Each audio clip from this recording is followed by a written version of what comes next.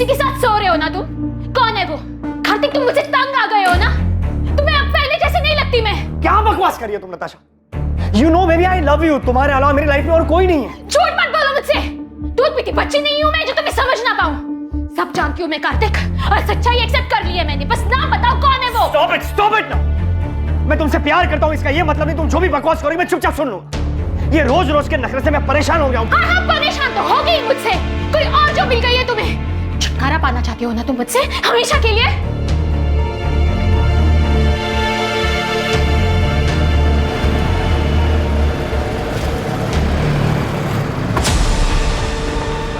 अरे कार्तिक सुन।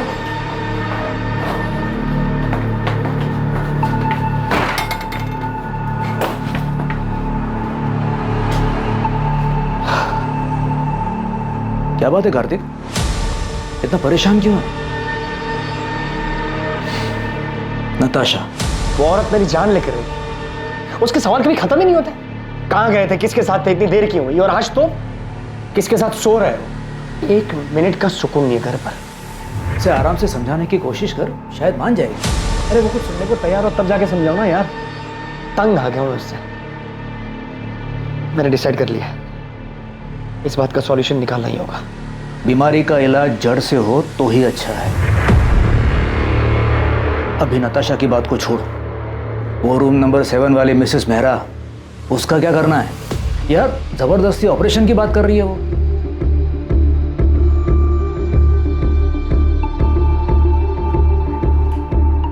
क्या हुआ? आप बहुत डिस्टर्ब लग रहे हैं। इसमें कौन सी नई बात है? फिर से झगड़ा हुआ क्या? हाँ, मेरी जिंदगी में एक ही तो परेशानी है। उसे हम पर शक है क्या? कार्तिक की बात अगर सच निकली तो क्या सच में उसका अफेयर नहीं हुआ था? मैं अपने पति को अच्छी तरह से जानती हूँ। मुझसे उब गया है, छुटकारा पाना चाहता है वो मुझसे, पर मैं ऐसा कभी होने नहीं दूंगी।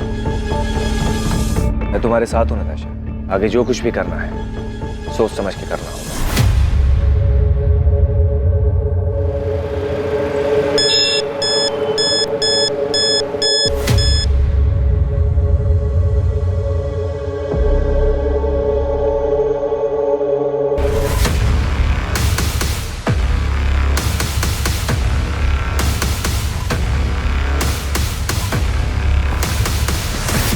ये रहा तुम्हारी चीटिंग का सबूत। अब क्या कहना है तुम्हें? ये तुम्हें कहां से मिला? झूठ है ये। अब तो झूठ बोलना बंद करो कार्तिक। यकीन करो मेरा नताशा, ये नकली तस्वीरें हैं, मॉर्फ की हुई तस्वीरें हैं। किसी ने तुम्हें बहकाने के लिए भेजी है, ट्रस्ट मी। तुम मुझे बेवकूफ बना रहे थे कार्तिक। अब तुम देखना तुम कैसे बर्बाद करती हो। अब धमकी दे रही हो तुम मुझे? तुम्हें जो समझना है तुम समझ लो। तुम भी सुन लो, मैं ऐसा होने नहीं दूंगा।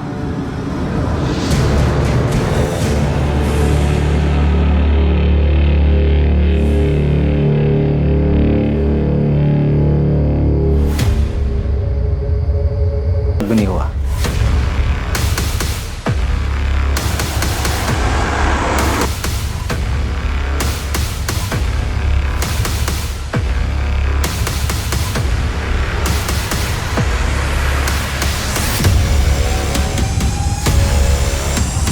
इंसान फितरत से ही पेचीदा होता है और इसकी जटिलता तब और बढ़ जाती है जब वो किसी रिश्ते में हो। भरोसे का टूट जाना और आपसी समझदारी की कमी, किसी भी रिश्ते के बिगड़ने के पीछे अक्सर ये वजहें अहम होती हैं। और जब ऐसा होता है तब रिश्तों में आक्रोश पनपता है और पता ही नहीं चलता कब दिलों में खींच पैदा हो जाती है।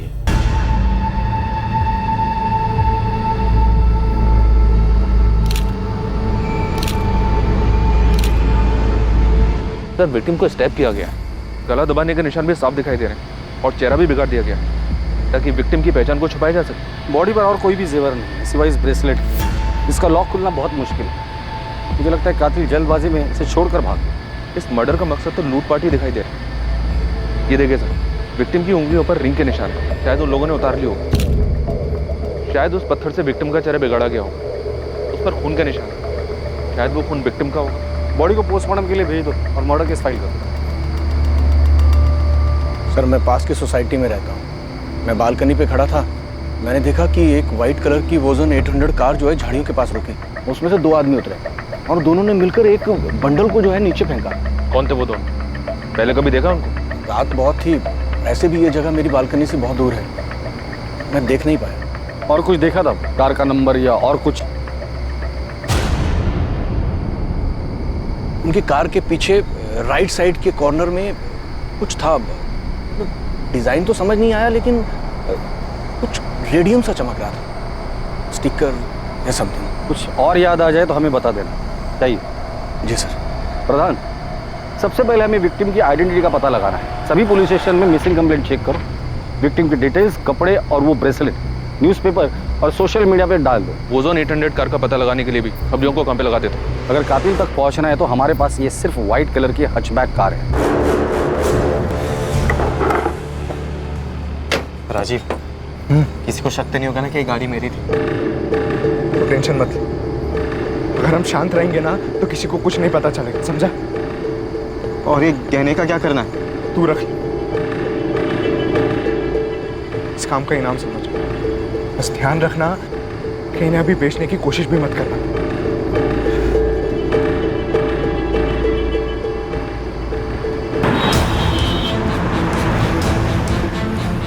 पुलिस ने अपना काम शुरू कर दिया और अगली सुबह सभी अखबारों में उस अज्ञात महिला की हत्या की खबर छपी। अज्ञात पीड़िता से जुड़ी जानकारी को सोशल मीडिया पर भी इस उम्मीद के साथ शेयर किया गया कि कोई ना कोई इस मृत महिला को पहचान लेगा।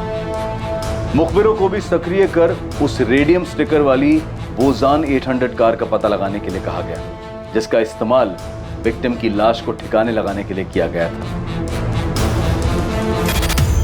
पल्लवी मैम, हाँ, क्या हुआ सरिता? वो शास्त्री नगर वाले केस में उन तीनों बच्चों को कहाँ बेचा गया इसका पता चल गया। किसी चांद बेगम के कोठे पे हैं वो तीनों, डीबी रोड के रेड लाइट एरिया में। तुम ऐसा करो, अंजलि और पूजा से बात करो, उनसे कोऑर्डिनेट करके उन्हें कहो कि डायरेक्टली स्पॉट पर ही पहुंच जाए। मैं इंस्पेक्टर सिंह से बात करती हूँ, इस बार हमें तुरंत रेड करनी पड़ेगी। Okay ma'am. विक्टिम की एज 28 और 32 साल के बीच की है। टोटल 4 बार उसे स्टैब किया गया है। मर्डर वेपन जैसे कोई तेज धार वाला हथियार जैसे चाकू। स्टैबिंग के साथ साथ विक्टिम का गला भी दबाया गया है। दम घुटने की वजह से विक्टिम की मौत हुई है। कातिल नहीं चाहता था कि विक्टिम किसी भी हालात में जिंदा बचे। बॉडी पर काफी स्ट्रगल मार्क्स है, जैसे विक्टिम ने काफी हाथ पैर मारे होंगे, लेकिन उसे काबू में करने के लिए एक आदमी काफी नहीं होगा, इसलिए ऐसा लग रहा है कि हत्यारे एक से ज्यादा होंगे, but I am not sure. कोई सेक्सुअल असॉल्ट? नहीं, but victim was sexually active. मौत का समय क्या होगा? कल रात 10 और 12 के बीच। अज्ञात महिला की हत्या की खबर जंगल में लगी आग की तरह गुरुग्राम में फैल गई। पुलिस उम्मीद में थी कि उन्हें पीड़िता के बारे में कोई ना कोई जानकारी जरूर मिलेगी जो पीड़िता को एक नाम देने में मददगार साबित होगी, और जल्द ही उनका इंतजार खत्म हुआ और ऐसी एक खबर ने उनके दरवाजे पर दस्तक दी। सर, मुझे पक्का यकीन है कि ये मेरी पड़ोसी नताशा है, नताशा गिल। मैंने कई बार उसे इन कपड़ों में देखा है। कपड़ों के साथ साथ ये जो गोल्डन ब्रेसलेट आप देख रहे हैं, ऐसा सेम ब्रेसलेट नताशा के पास था। आप श्योर हैं कि ये नताशा का ही है? हाँ सर, मैं पूरी तरीके से श्योर हूँ, क्योंकि उसी का ब्रेसलेट देखकर मैंने खुद के लिए सेम ब्रेसलेट बनवाया था। ये देखिए।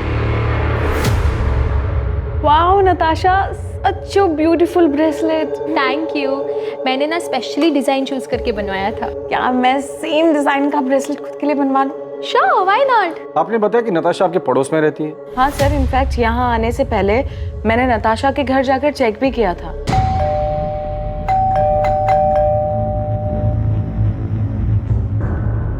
उसके बाद मैंने नताशा और उसके पति कार्तिक को फोन भी ट्राई किया, पर दोनों का नंबर स्विच ऑफ आ रहा था। ये सब देखकर मुझे लगा कि कुछ ना कुछ तो गड़बड़ है, इसलिए मैं सीधा यहाँ पर आ गई। आप मुझे कार्तिक और नताशा का नंबर लिख के दीजिए।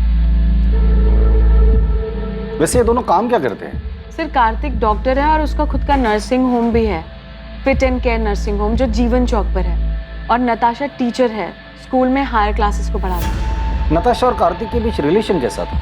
देखने से तो सब ठीक ही लगता था सर, पर कभी कभी नताशा की बातों से ऐसा लगता था कि वो अपने हस्बैंड को लेकर बहुत पसेसिव थी। सर, कार्तिक और नताशा दोनों के फोन स्विच ऑफ। कोई और नंबर है? मेरा मतलब है माँ बाप या कोई रिलेटिव? नहीं सर, मेरे पास तो कोई नंबर नहीं है, पर आप उज्ज्वला से पूछ सकते हैं। वो मेरे यहाँ काम करती है और नताशा के यहाँ पर भी वही काम करती है।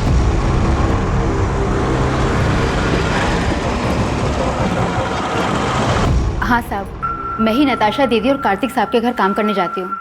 आज सुबह भी गई थी, उनका घर बंद था, लेकिन अक्सर ऐसा होता है कि वो लोग काम के लिए जल्दी निकल जाया करते थे, इसलिए साहब मुझे कुछ भी अजीब नहीं लगा। नताशा और कार्तिक के घर वालों के बारे में कुछ जानती हो? किसी का नंबर या पता है तुम्हारे पास? पता तो नहीं मालूम, लेकिन नताशा दीदी के माँ बाप गुरुग्राम में ही कहीं रहते हैं। उनकी माँ का नंबर है मेरे पास। इन दोनों का आपस में रिश्ता कैसे था? पहले तो बहुत अच्छा रिश्ता था, लेकिन पिछले 3 महीने से उन दोनों के बीच में काफी झगड़े हो रहे थे। 10 अगस्त को उनके यहाँ काम करने गई थी? जी। क्या तब लड़ाई झगड़ा कुछ हुआ था? हाँ साहब, उस दिन भी उन दोनों के बीच में काफी झगड़ा हुआ था। ये तुम्हें कहाँ से मिले? झूठ है ये। अब तो झूठ बोलना बंद करो कार्तिक। तुम देखना मैं तुम्हें कैसे बर्बाद करती हूँ अब। नताशा ने? क्यों? वो अफेयर वाले शक को लेकर? हो सकता है साहब। ठीक है उज्ज्वला, तुम जा सकते, जरूरत पड़ेगी तो दोबारा बुला लो। जी साहब। साहब वो जो लाश है सच में नताशा दीदी की है? देखो, जब तक नताशा के परिवार वाले आके लाश को पहचान नहीं लेते हम कुछ नहीं कह सकते। नताशा के पेरेंट्स से बात हो गई है, वो डेड बॉडी की पहचान करने के लिए हॉस्पिटल आ रहे हैं। लेकिन सर, कार्तिक के बारे में उन्हें भी कोई खबर नहीं। अगर वो लाश नताशा की है तो बड़ी अजीब बात है। बीवी को मरे 2 दिन हो गए और पति गायब है। या तो कार्तिक भाग गया है या फिर उसके साथ भी कुछ हुआ है। ईशा, तुम्हारा असाइनमेंट कंप्लीट हुआ? कल तुम्हारी लास्ट डेट है ना? नहीं माँ। क्यों? और तुम कॉलेज भी नहीं गई आज? मेरा मन नहीं हो रहा था। अच्छा माँ, वो पापा से बात हुई? नहीं, और मुझे उनसे कोई बात करनी भी नहीं। अच्छा ठीक है बैठो, खाना खाओ।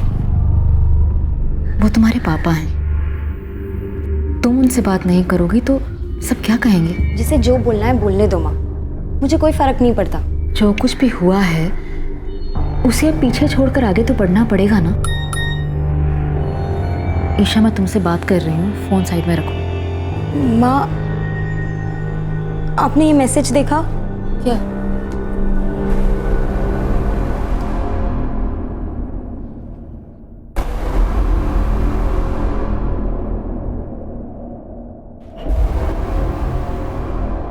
ये आपकी बेटी नताशा के?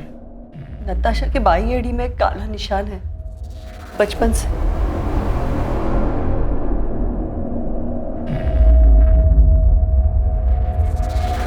नताशा, नताशा, नताशा, नताशा। सर, 4 साल पहले नताशा को मलेरिया हुआ था। तब हमने कार्तिक के नर्सिंग होम में ही उसी की एडमिशन की थी। कार्तिक और नताशा पहली बार वहीं पे मिले थे। हमें उनके रिश्ते के बारे में बहुत बाद में पता चला। कार्तिक मुझसे 12 साल बड़ा हुआ तो क्या हुआ, उसे क्या फर्क पड़ता है? हम एक दूसरे से बहुत प्यार करते हैं, ये काफी नहीं है? नताशा, तुम अभी समझ नहीं रही हो। 12 साल बहुत होते हैं, और फिर कार्तिक की एक बार पहले शादी हो चुकी है।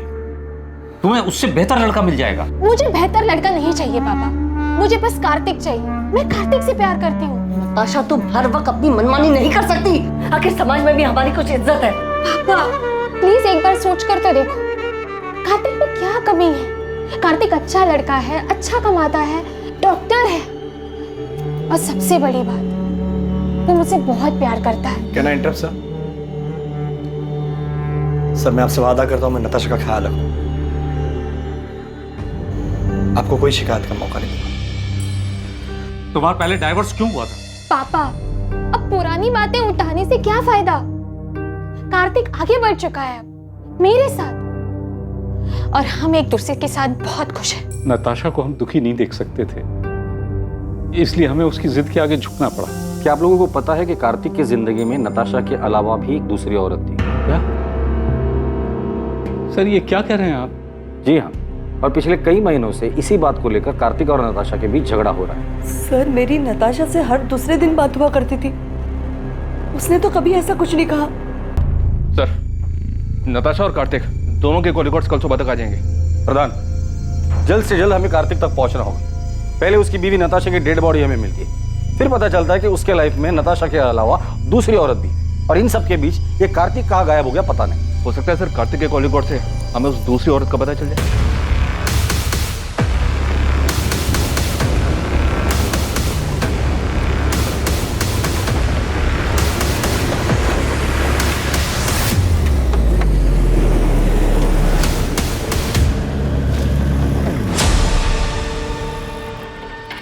क्या भाई, कब से देख रहा हूँ पीछा कर रहा है मेरा।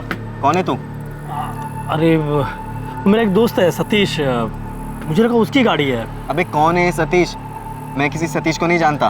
पिछले 10 साल से ये गाड़ी मेरे पास है। ऐसे कैसे हो गया? नंबर तो वही है। अबे ये गाड़ी मेरी है। टाइम बर्बाद कर रहा है मेरा। चल निकल। फिर मुझसे ही गलती हुई होगी, नंबर गलत याद होगा। सॉरी। हाँ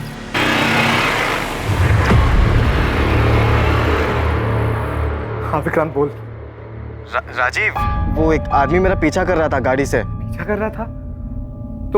तो तूने क्या किया? मैंने उससे जब पूछा तो बोल रहा था कि किसी सतीश की गाड़ी है ये। तूने उसकी शक्ल देखी ना? वो दिखने में कैसा था? मतलब पुलिस वाला लग रहा था क्या तुझे? नहीं, पुलिस वाला तो नहीं लग रहा था वो। तू फालतू में टेंशन ले रहा। अबे हमने पीछे कोई सबूत छोड़ा ही नहीं है, कोई तुझ तक नहीं पहुंच पाएगा विक्रांत। ठीक है राजीव। सर, कॉल रिकॉर्ड्स के हिसाब से नताशा रात को 10 बजे अपने घर वाले एरिया से बाहर निकली थी। फिर उसका फोन एक जगह से दूसरी जगह लगातार मूव होता रहा और 1 घंटे बाद तकरीबन रात को 11 बजे उसका फोन स्विच ऑफ हो गया। उसके फोन पर लास्ट कॉल रात को 9:30 बजे था सर, 44756 इस नंबर से। मतलब कॉल आने के आधे घंटे बाद वो घर से निकली, जरूर कॉलर से मिलने गई। किसका नंबर है? ये नंबर भी स्विच ऑफ है सर, इसकी भी डिटेल्स निकलवा रहा हूँ। कार्तिक का कुछ पता चला? उसके कॉल रिकॉर्ड्स क्या कहते हैं? सर 10 अगस्त की रात को कार्तिक का फोन रात को 11:50 पर स्विच ऑफ हुआ था। उसका last location new Delhi airport है। मतलब मर्डर करके सीधा भागने का प्लान था। सर कार्तिक के कॉल रिकॉर्ड में 2 नंबर्स और मिले, एक है मोना सहगल का और दूसरा है डॉक्टर अभय सचदेवा का। कार्तिक ने फोन स्विच ऑफ करने से जस्ट पहले इस डॉक्टर अभय सचदेवा को कॉल किया था। ये अभय उसी के नर्सिंग होम में उसके साथ काम करता है। और ये मोना? ये भी कार्तिक के नर्सिंग होम में नर्स है सर। कार्तिक और मोना के बीच पिछले 3 महीनों से काफी बातें हो रही थी। कार्तिक का जिसके साथ अफेयर चल रहा है वो दूसरी औरत मोना ही है। पता नहीं इस मोना को पुलिस स्टेशन बुलाओ और तुम फिट एंड के नर्सिंग होम में जाकर डॉक्टर अभय से मिलो और कार्तिक के बारे में पता करो। नताशा का मर्डर हो गया? कब? कैसे? और कार्तिक, क्या उसे पता है? ये तो आप बेहतर बता सकते हैं। आप क्या कह रहे हैं सर? 10 अगस्त की रात को 10 से 12 के बीच नताशा का मर्डर होता है और उसी दौरान कार्तिक आपको कॉल करता है। काम हो गया? हाँ हो गया। उसकी लास्ट लोकेशन एयरपोर्ट है और उसके बाद से उसका फोन स्विच ऑफ है। कहाँ छुपा हुआ है कार्तिक? सर कार्तिक सर मुंबई गए हैं मेडिकल कॉन्फ्रेंस के लिए। 10 तारीख की रात की उनकी फ्लाइट थी। मेडिकल कॉन्फ्रेंस के लिए गया तो फोन क्यों स्विच ऑफ? सर मुझे नहीं पता, बल्कि मैंने और अभय सर ने तो कई बार उनका नंबर ट्राई किया है। अच्छा, तुम्हारे और कार्तिक के बीच रिलेशन क्या है? वही सर जो एक डॉक्टर और नर्स के बीच में होता है। ये तुम दोनों के कॉल रिकॉर्ड। नर्सिंग होम में दिन भर काम करने के बाद हर रात इतनी देर किस बात पर डिस्कशन करते हो तुम दोनों? नताशा को मारने का प्लान तुम दोनों ने मिलकर बनाया था? नहीं सर, ऐसी कोई बात नहीं है। ऐसे कैसे कोई बात नहीं है डॉक्टर अभय? कार्तिक ने उस रात को लास्ट कॉल आपको ही किया था। जी वो नर्सिंग होम की सप्लाईज के बारे में बात करनी थी। क्या बात करनी थी? कंसाइनमेंट डिले हो गया था ना, उस बारे में। किस चीज का कंसाइनमेंट? कहाँ से आने वाला था और कब आने वाला था? जी वो डॉक्टर अभय, आप झूठ बोल रहे हैं। अभी आप हमें सीधी तरह से बताइए कि कार्तिक ने नताशा के मर्डर के बारे में आपको क्या बोला? आप गलत समझ रहे हैं सर, मैं आपको सब सच सच बताता हूँ। हमारे हॉस्पिटल की एक नर्स ने एक पेशेंट को गलत दवाई दे दी थी, जिस वजह से उसकी कंडीशन बहुत सीरियस हो सकती थी।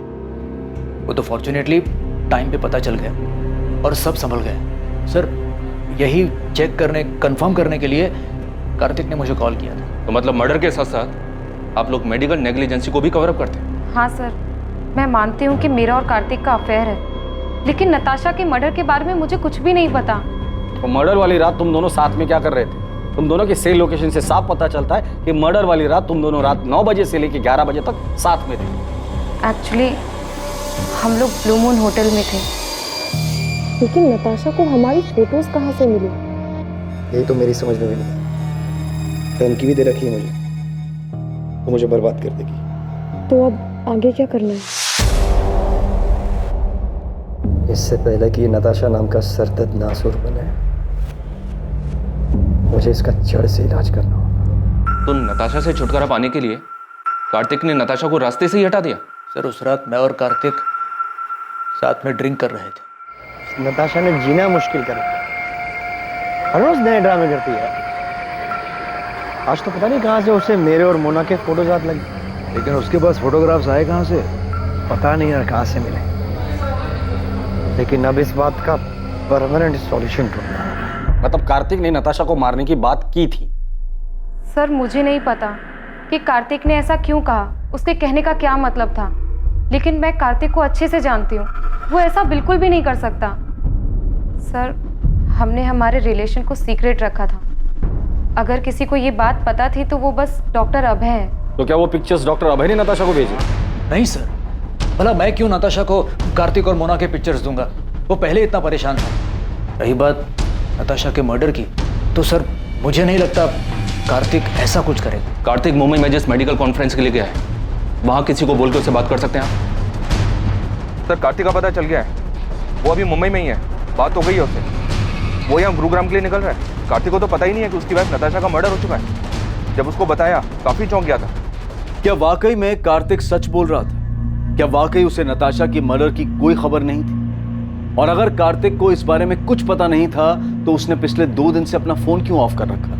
या फिर यह हत्या कार्तिक की तरफ से एक परफेक्ट मर्डर था, जिसमें हत्या के वक्त उसका गुरुग्राम से बाहर मुंबई में होना सिर्फ उसकी प्लानिंग का एक हिस्सा था ताकि वो आरोपों से बच सके? इन सारे सवालों के जवाब पुलिस को सिर्फ कार्तिक से मिल सकते थे। कितनी बार बताऊं सर, मैंने फोन स्विच ऑफ नहीं किया था। मोना से मिलने के बाद मैं कैब लेकर एयरपोर्ट के लिए निकला था और गलती से फोन कैब में छूट गया। नताशा से पहले भी तुम्हारी एक शादी हुई थी, वो बीवी कहाँ है? उसकी डेथ हो चुकी है। उसी के बाद मैंने नताशा के साथ शादी की। नताशा के माँ बाप को झूठ क्यों बोला था कि तुम्हारा डिवोर्स हुआ है? मैंने झूठ नहीं बोला, नताशा ने बोला था। वो क्यों झूठ बोले? मैं कैसे बता सकता हूँ? 10 अगस्त की रात जब तुम तुम्हारे दोस्त अभय के साथ ड्रिंक कर रहे थे, तब तुमने कहा था कि नताशा का परमानेंट सॉल्यूशन ढूंढना है। अब इस बात का परमानेंट सॉल्यूशन ढूंढना होगा। और यही बात तुमने मोना से भी कही थी मर्डर वाली रात। इससे पहले कि नताशा नाम का सरदर्द नासुर बने, मुझे इसका जड़ से इलाज करना। मेरे कहने का मतलब ये नहीं था सर, मैं डिवोर्स की बात कर रहा था। मैं नताशा से मिलकर आउट ऑफ कोर्ट सेटलमेंट करने की बात कर रहा था। तो इस मर्डर में तुम्हारा कोई हाथ नहीं?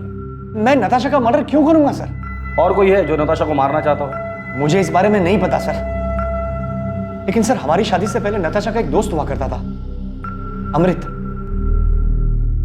वो उसे बहुत पसंद भी करता था। इनफैक्ट हमारी शादी के बाद उसने नताशा के साथ बात करना भी बंद कर दिया था।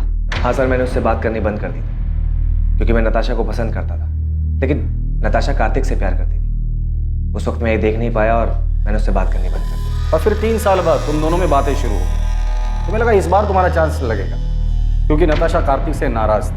उन्हें बात करने की कोशिश की, लेकिन नताशा ने मना कर दिया और इसलिए गुस्से में आकर तुमने नताशा को मार डाला। सर मैंने किसी को नहीं मारा और ना ही मैं नताशा से प्यार करता था। 3 महीने पहले इत्तेफाकन वो मुझे एक सोशल नेटवर्क की साइट पे मिली। हमारी बातचीत हुई और नंबर एक्सचेंज किया। चल मान लेते कि तू जो कुछ भी बोल रहा है वो सच बोल रहा है। नताशा तुम्हारी अच्छी दोस्त थी, काफी बातें शेयर हुई होगी। तुम्हें क्या लगता है नताशा को किसने मारा होगा? सर वो सब मुझे नहीं पता, लेकिन मैं इतना बता सकता हूँ कि नताशा ने तय कर लिया था कि वो कार्तिक के ऊपर चीटिंग का केस करे। उसे बर्बाद करना चाहती थी। हो सकता है कार्तिक उसे अपने रास्ते से हटाना चाहता है।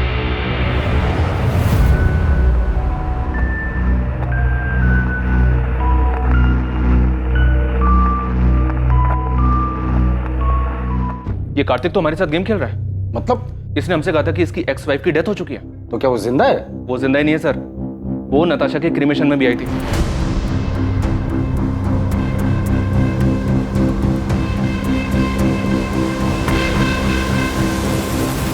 पल्लवी गिल, कार्तिक की एक्स वाइफ।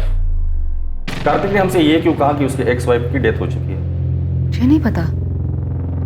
हमारे रिश्ते के बारे में सभी लोग जानते हैं, कुछ छुपा नहीं है इसमें।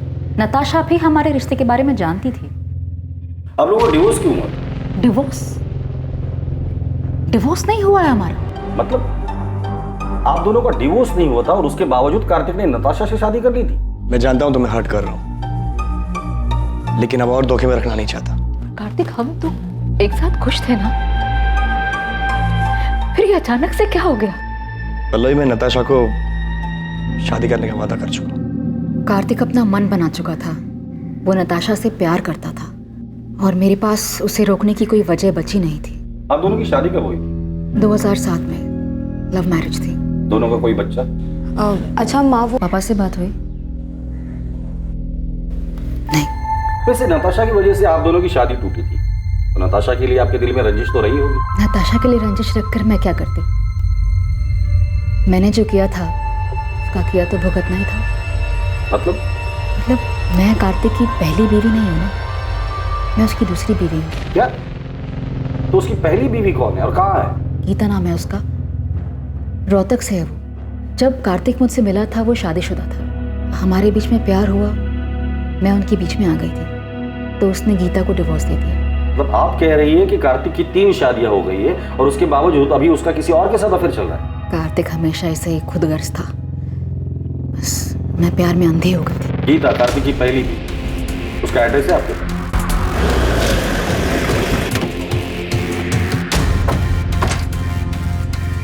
जगदीश अग्रवाल। हाँ सर मैं ही हूँ, लेकिन आप क्यों पूछ रहे हैं? 44756 ये तेरा नंबर है ना? हाँ सर, मैंने फ्री इंटरनेट के लिए लिया था। उसके फोन पर लास्ट कॉल रात को 9:30 बजे था सर। 44756 इस नंबर से। ये नंबर भी स्विच ऑफ है सर, इसकी भी डिटेल्स निकलवा रहा हूँ। अभी सच सच बोल, नताशा गिल को क्यों मारा? नताशा? सर ये कौन है और मैं किसी को क्यों मारूंगा? तू एडीआई कॉलेज में पढ़ता है ना? नहीं सर, मैं तो एसआरवी कॉलेज में पढ़ता हूँ। सर मुझे नहीं पता आप किस मर्डर की बात कर रहे हो। मैं किसी नताशा को नहीं जानता, और इंटरनेट यूज़ करने के बाद मैंने वो सिम कार्ड फेंक दिया था सर। और तेरी इस लापरवाही की वजह से किसी ने उस सिम कार्ड का इस्तेमाल करके बहुत सफाई के साथ मर्डर कर दिया। सच सच बता, नताशा के मर्डर में कहीं तेरा हाथ तो नहीं? दिमाग खराब हो गया तेरा? क्या बोलना क्या चाहता तू? पुलिस को तुझ पे शक। उस रात तूने कहा था कि तू नताशा से काफी परेशान था, उससे पीछा छुड़ाने के लिए कुछ करने की सोच रहा था। अभय, मैं मुंबई से लौटने के बाद नताशा के साथ डिवोर्स देने की सोच रहा था। ये बात तू मुझे उस रात भी कह सकता था। मुझे भरोसा नहीं मुझ पर। मैं तुझ पे भरोसा करना चाहता हूँ, एंड आई ट्रूली होप कि तू सच बोल रहा है।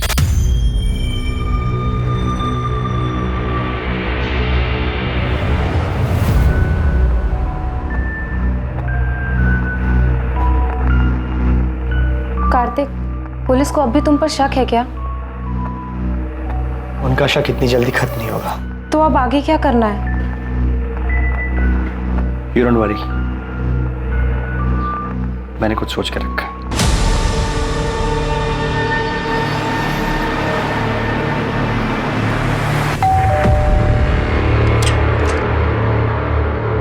गीता कक्कड़ जी। जी, कार्तिक और मेरी शादी तो बहुत ही कम उम्र में करा दी गई थी, और जैसे ही उसकी पढ़ाई कंप्लीट हुई तो दिल्ली के एक हॉस्पिटल में उसकी जॉब भी लग गई। पहले तो हफ्ता 2 हफ्ते में अक्सर वो घर चला आया करता था, लेकिन फिर धीरे धीरे हफ्ते महीने में बदल गए। आपका और कार्तिक का डिवोर्स कब हुआ? 2007 जब कार्तिक दिल्ली में था तब उसकी मुलाकात पल्लवी से हुई। मुझे तो उनके रिश्ते की कोई भनक भी नहीं थी, लेकिन फिर अचानक कार्तिक ने सामने से आके मुझे सब कुछ बता दिया।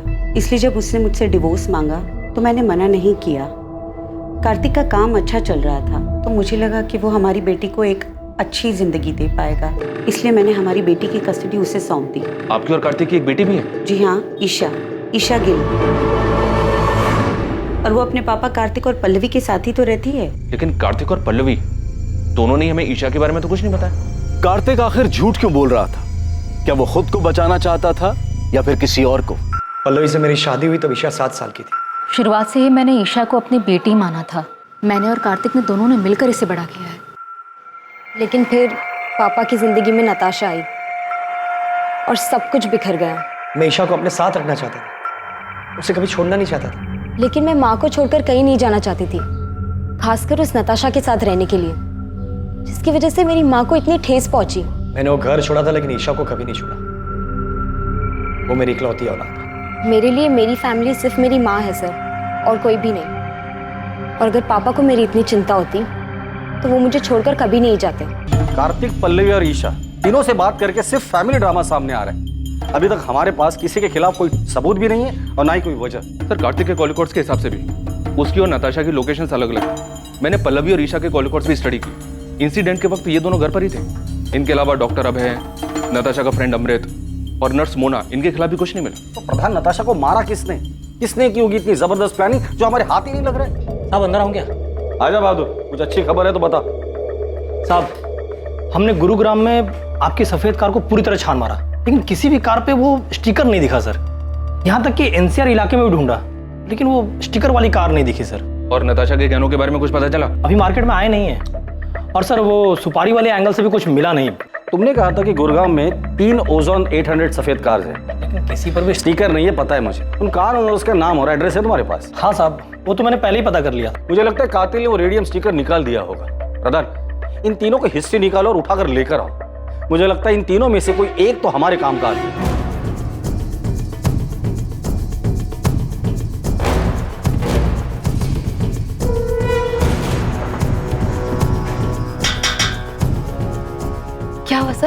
विक्रांत मेरा मेरा बेटा है, कहाँ है? वो तो गैरेज में गया है काम करने। विक्रांत जहाँ काम करता है वहाँ का एड्रेस दीजिए। सब क्या हुआ है मुझे?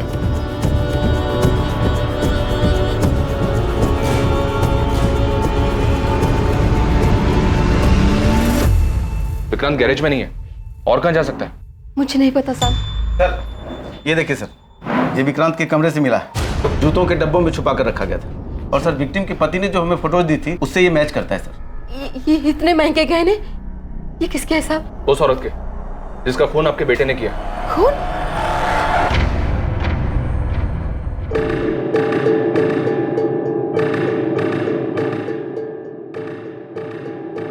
हाँ विक्रांत बोल। राजीव, अबे पुलिस मेरे घर तक पहुंच गई। तूने तो कहा था कि कुछ भी नहीं होगा।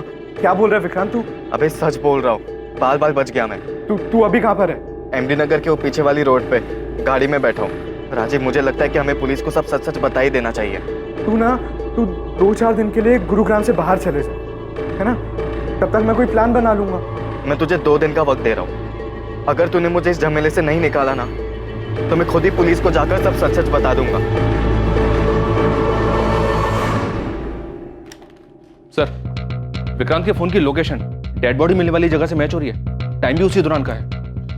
विक्रांत के कॉल रिकॉर्ड से कुछ मिला? विक्रांत जिस नंबर पे रेगुलर टच में था, उन सारे नंबर्स की डिटेल्स निकलवा रहा हूँ सर। और वो मनोहर जिसने डेड बॉडी को गाड़ी से उतारते हुए देखा था, उसने बताया था 2 आदमी थे। एक तो ये विक्रांत ही है, दूसरे आदमी का पता लगाना बाकी है। विक्रांत का कुछ पता चला? विक्रांत के घर पे कांस्टेबल्स लगा दिए सर। विक्रांत और उसकी माँ का फोन ट्रैक कर रहे हैं। साहब, वो विक्रांत का पता चल गया साहब। तुझे क्या लगा था गाड़ी धोने से सबूत धुल जाएंगे? तेरी सफेद ओजोन 800 हमने फॉरेंसिक में भेज दी है, जिसमें नताशा के खून के ट्रेस मिल ही जाएंगे। इसलिए कोई भी कहानी सुनाने के बारे में सोचना भी मत। सीधे सीधे बता दे नताशा को क्यों मारा। सर मैंने उसको नहीं मारा, मैं तो उसका नाम तक नहीं जानता था। सर वो मेरा बचपन का दोस्त राजीव 9 तारीख को मुझसे मेरी गाड़ी लेकर गया था, और फिर 10 तारीख की रात को उसने मुझे कॉल किया किसी पीसीओ से और मोहल्ले के बाहर बुलाया मिलने के लिए। सर मैं फंस गया था, इसलिए मुझे उसके साथ जाना पड़ा क्योंकि मेरी गाड़ी उसके साथ थी। मैं उस औरत को नहीं जानता था सर, सच बता रहा हूँ। क्या हो गया राजीव? तेरा फोन क्या, तूने मुझे लैंडलाइन से क्यों कॉल किया था? तू अंदर आ, मैं सब बताता हूँ।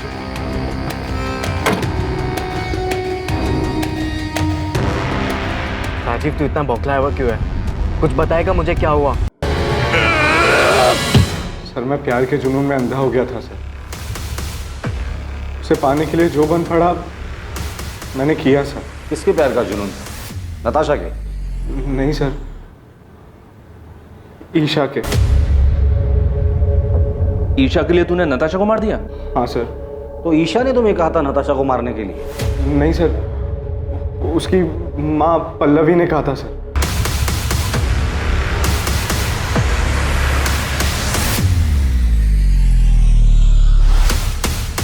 पल्लवी मुझे बिल्कुल पसंद नहीं करती थी, क्योंकि मैं उसकी बेटी के स्टेटस के बराबर नहीं था। मैं और राजीव पिछले 6 महीने से डेट कर रहे थे, पर माँ हमारे रिश्ते से खुश नहीं थी।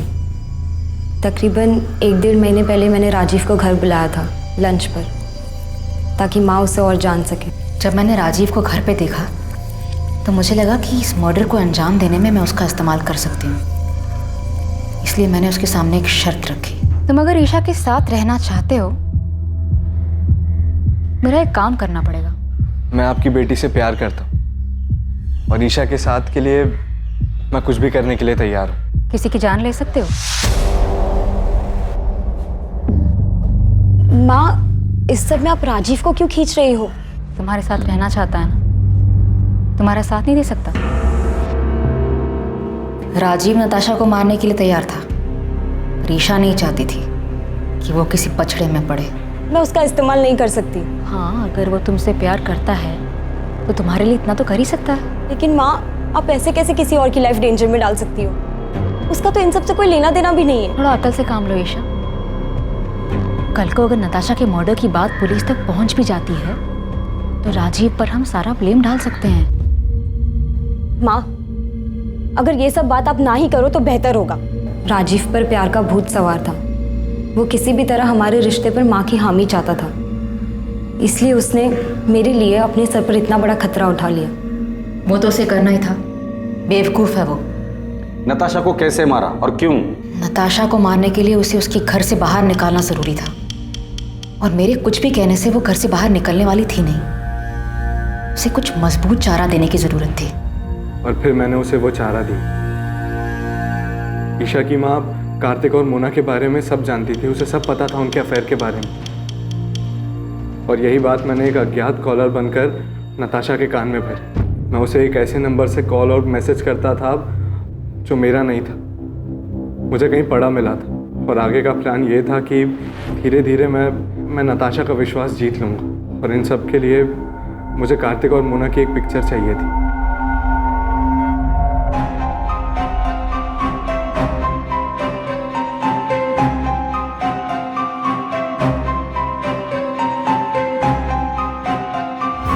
प्लान के मुताबिक 10 अगस्त को राजीव ने वो फोटोज उसे दिखाए।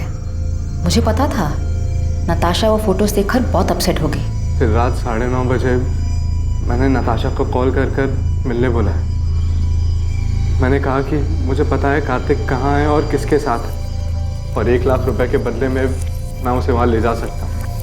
और नताशा कार्तिक को रंगे हाथों पकड़ना चाहती थी। वो तुरंत राजी हो गई। फिर थोड़ी देर बाद ही मैंने नताशा को मार्केट रोड के चौराहे से पिक किया। कहाँ है कार्तिक? किसके साथ है? मैं आपको वहीं लेके जा रहा हूँ। आप पैसे लाए हो? हाँ, पूरे 1 लाख है, पर काम हो जाने के बाद। ये कहाँ लेके आ गए हो तुम मुझे? यहाँ जंगल के बीच में तुमने गाड़ी क्यों रोक दी? बस 1 मिनट। पल्लवी, ईशा, तुम दोनों यहाँ पे क्या कर रहे हो?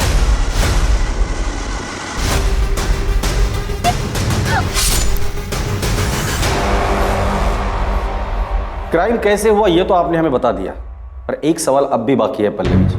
क्यों? वजह क्या थी नताशा को मारने की? कार्तिक मेरा था, कानूनी तौर से भी और मन से भी। वो मेरा पति था और नताशा ने उसे मुझसे छीन लिया था, इसलिए मुझे उसको अपने रास्ते से हटाना था। लेकिन आप दोनों तो बहुत साल पहले अलग हुए थे, तो फिर क्यों? क्योंकि मैं कार्तिक को बहुत अच्छी तरह से जानती हूँ। शादी के दौरान भी उसके कई सारे अफेयर्स हुए, पर हर बार वो मेरे पास लौट कर आया था। और नताशा आने के बाद वो लौट कर नहीं आया? हाँ, पता नहीं उसने क्या जादू कर दिया था। जब पहली बार मुझे कार्तिक ने बताया नताशा के बारे में कि वो उसे शादी करना चाहता है, तो मैंने उसकी बात मानी नहीं, कि मुझे तब भी उम्मीद थी कि वो मेरे पास वापस लौट कर आएगा। पर उसने शादी की, और तब मुझे बहुत बड़ा धक्का लगा। माँ इस बात को मान ही नहीं रही थी कि पापा ने शादी कर ली। उन दिनों इन्हें संभालना बहुत मुश्किल हो गया था, जैसे इन्होंने अपना संतुलन ही खो दिया हो। और इन सब के जिम्मेदार मेरे पापा थे, इसलिए मैं उनसे आज भी उतनी ही नफरत करती। धीरे धीरे सब ठीक होने लगा था, माँ की तबीयत भी संभलने लगी थी। पर कार्तिक गिल को हमारी खुशियां कहाँ मंजूर थी। कार्तिक, इतनी देर रात तुम यहाँ क्या कर रहे हो? पल्लवी, मैं तुमसे सॉरी। सॉरी पल्लवी। आराम से, आराम से। क्या हालत बना रखी है तुमने? Miss you Pallavi, I miss you. क्या कह रहे हो तुम ये? सच बोलो, मेरी जिंदगी में तुम्हारी जगह और कोई नहीं ले सकता। इतने सालों बाद अब तुम्हें मेरी याद आई है? तुम ही तो गए थे ना मुझे छोड़कर। गलती हो गई मुझसे। मैं देखो आज वापस भी तो आया हूँ। आज मेरे पास सब कुछ, नताशा, मोना, फिर भी मैं बहुत अकेला हूँ। Love you, I love you. Kartik के साथ वो रात गुजारने के बाद मेरी समझ में आ गया था कि कार्तिक अब भी मुझसे प्यार करता है, और नताशा ही हमारे रास्ते का कांटा थी। इसलिए नताशा को रास्ते से हटाने का प्लान तुमने बना लिया, और उसमें ईशा को भी शामिल कर लिया। क्या माँ, आपको समझ भी रहा है आप क्या सोच रही हो? तुम नहीं समझ रही हो मैं क्या बोल रही हूँ। नताशा के जाने के बाद सब कुछ पहले जैसा हो जाएगा। हम सब लोग खुशी खुशी रहने लग जाएंगे। तुम्हारे पापा भी हमारे साथ रहेंगे। माँ, प्लीज संभालो खुद को और मेरी बात को समझो।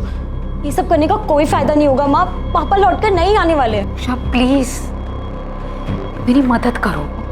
मैं अपनी माँ की तरह सपनों में नहीं जीती। मैं जानती थी ऐसा कुछ नहीं होगा। पापा की फितरत बदलने वाली नहीं थी। जब तुम्हें ये सब कुछ पता था तो माँ का साथ क्यों दिया? क्योंकि ये मेरी माँ है। बचपन से सिर्फ इन्होंने ही मुझे प्यार दिया है। मेरे अपने माँ बाप तक को मेरी कोई फिक्र नहीं है। इन्होंने कभी मुझे अकेला नहीं छोड़ा। और जहाँ तक बात नताशा की थी, तो मेरी माँ की हालत की जिम्मेदार वही है। उसी ने हमारा घर तोड़ा था। सच कहूं, उसे मारने का मुझे कोई गम नहीं। तुम लोगों की जिंदगी अच्छे से कट रही थी। तुम दोनों को देखकर कोई नहीं कहेगा कि ईशा तुम्हारी असली बेटी नहीं है और तुम उसकी असली माँ नहीं। इतना सब कुछ अच्छे से चल रहा था, वो एक झटके में तुमने खत्म कर दिया। एक ऐसे आदमी के लिए जिसने बार बार ये साबित किया है कि वो तुम्हारा ही नहीं किसी का भी अच्छा पति बन ही नहीं सकता। और तुम्हारा घर नताशा ने नहीं तोड़ा है, कार्तिक, जिसे अपना घर, परिवार की या शादी इस शब्द की इज्जत करने आती ही नहीं है। बेटा ये तुमने क्या कर दिया? क्यों किया ऐसा? नताशा ने तुम लोगों का क्या बिगाड़ा था? नताशा ने नहीं, आपने बिगाड़ा। शौक क्यों हो रहे हैं? शादी और रिश्तों का मजाक बनाना तो आपकी आदत है ना। किसी के साथ रहना नहीं रहना ये तो आपकी मर्जी है। जब जी चाहा तब आप वापस आ गए और जब जी चाहा तब छोड़ दिया। पहले गीता, फिर माँ, नताशा और अब मोना। उसके साथ भी आप यही करेंगे ना? न जाने कितनी लड़कियों के साथ आपने सेम ड्रामा किया होगा। आपको तो ये भी नहीं पता कि इन सब चीजों का मुझ पे कितना बुरा असर पड़ा है। मुझे तो शर्म आती है कि मैं आपकी बेटी हूं।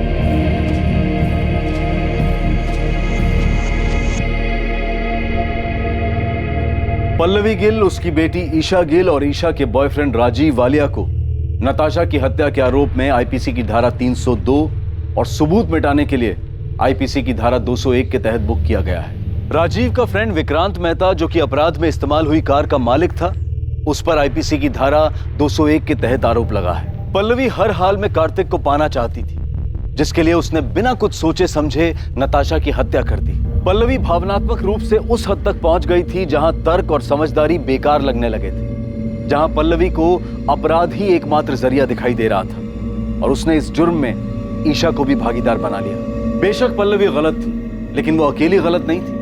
अगर ईशा चाहती तो अपनी मां को समझाकर इस जुर्म को होने से रोक सकती थी, लेकिन उसने भी अपने अंदर की कड़वाहट के कारण समझदारी, लॉजिक और कॉमन सेंस को दरकिनार कर दिया। भावनात्मक रूप से उथल पुथल होने के वक्त लिया गया हर फैसला इसमें शामिल लोगों के लिए हमेशा तबाही लाने वाला ही होता है। फिर मुलाकात होगी एक और नए केस के साथ। देखते रहें क्राइम पेट्रोल सतर्क, सोमवार से शुक्रवार रात 11 बजे। और याद रखें, क्राइम और आपके बीच में सिर्फ इतना फर्क है कि आप कितने सतर्क हैं। सतर्क रहें, सुरक्षित रहें। जय हिंद।